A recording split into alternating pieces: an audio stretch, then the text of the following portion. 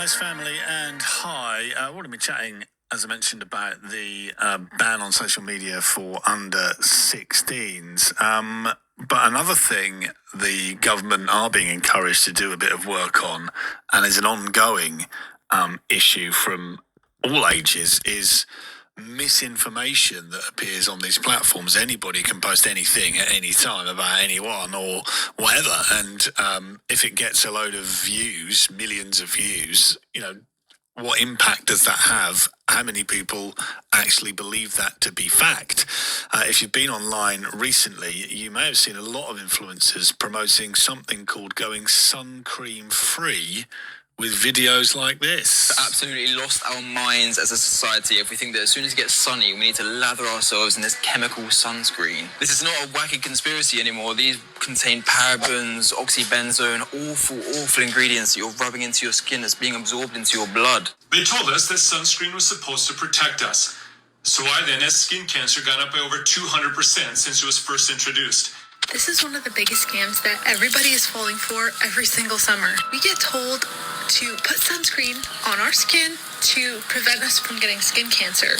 And all these sunscreen brands have ingredients in them that are known to cause cancer. So let's bake these cancer-causing substances into our skin all summer. So there's some of the sunscreen-free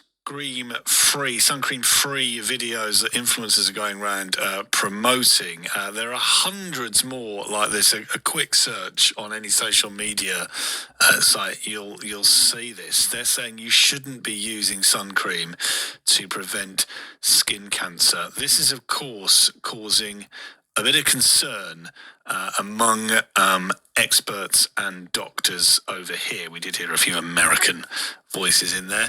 Dr. Rachel Orritt is the Health Information Manager at Cancer Research UK. Joins me now. Rachel, what do you make of these videos? Thanks for coming on.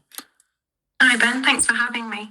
Yeah, there's certainly a lot of misinformation out there around sun safety, especially when it comes to sunscreen. And I think the best place we can start is with the facts. So too much UV radiation from the sun or sunbeds is the number one cause of melanoma, and that's the most serious type of skin cancer. So that's why it's so important that we enjoy the sun safely. And the best way to do that is when the sun is strong, we're using shade, clothing, and sunscreen together to protect our skin. So to be clear, sunscreen doesn't give 100% protection or mean you can stay out in the sun for longer, but it is safe to use. It's a great line of defense for the parts of the body that you can't cover. And dispel the myth, Rachel, because you must have seen all these videos and influencers suggesting, there are chemicals in this sun cream that actually can cause cancer too. What do you make of those claims? Yeah, I think it's so difficult, isn't it, when we're coming across these things, and it can be quite scary and quite fear-mongering when people talk about chemicals. But there's lots of things we use in everyday life to protect our health that do contain chemicals and are safe to use as intended. And sunscreens are a great example of this. So they're regulated as a cosmetic in the UK, and there's strict safety rules controlling the ingredients in cosmetics. So Cancer Research UK's advice remains to apply sunscreen generously and regularly and use it in combo with shade and clothing for that best protection. I was going to say, right, I mean, if there was any risk, they wouldn't be sold to us, would they? So, our infrastructure is robust enough to ensure there's enough rigid product testing before it goes on sale en masse to the general public, isn't it? Certainly when it comes to sunscreen, that's the case, yeah. So I do know, we hear that sometimes people find sunscreen a bit of a faff, to put on. So we just encourage people to pick a sunscreen that works for them.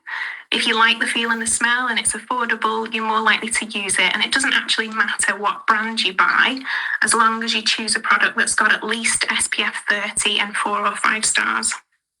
And what about the other claim that the argument that some of these videos are making is like, we're all putting sun cream on now, and yet skin cancer's still going up. Has anyone ever thought as to why that might be? And to be fair, that is true, isn't it? We are seeing the annual number of melanoma skin cancer cases going up. So why are we seeing this rise?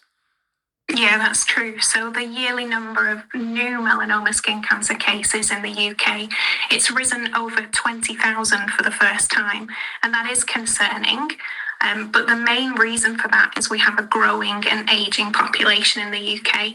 And we also have an effective better detection, which is a good thing. So we're better at spotting skin cancer nowadays than we used to be. Of course, all of these skin cancer cases, we know that the vast majority of them are preventable by staying safe in the sun and avoiding sunbeds. So that's what we're encouraging people to do to protect themselves for the future.